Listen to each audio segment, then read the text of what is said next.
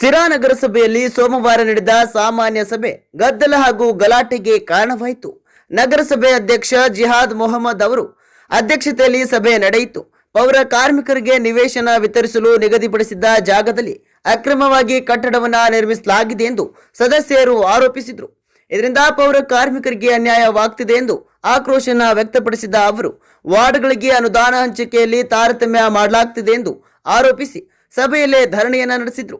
ಇನ್ನು ಸದಸ್ಯರ ಧರಣಿ ಹಾಗೂ ಗದ್ದಲದಿಂದ ಸಭೆಯ ವಾತಾವರಣ ಉದ್ವಿಗ್ನಗೊಂಡ ಹಿನ್ನೆಲೆಯಲ್ಲಿ ನಗರಸಭೆ ಸಾಮಾನ್ಯ ಸಭೆಯನ್ನ ಅನಿರ್ದಿಷ್ಟಾವಧಿಗೆ ಮುಂದೂಡಲಾಗಿದೆ.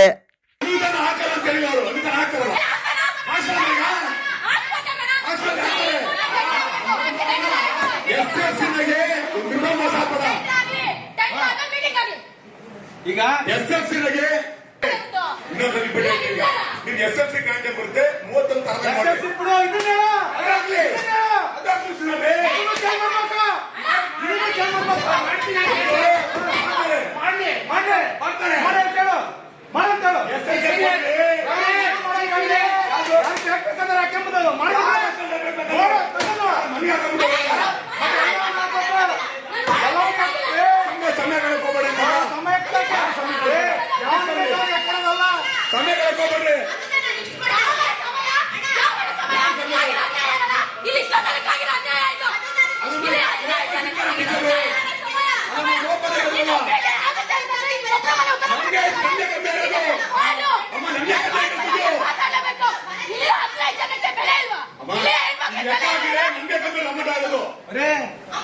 ಈಗ ನಾನೊಬ್ಬ ಅಧ್ಯಕ್ಷ ಆದಾಗ ಹೇಳು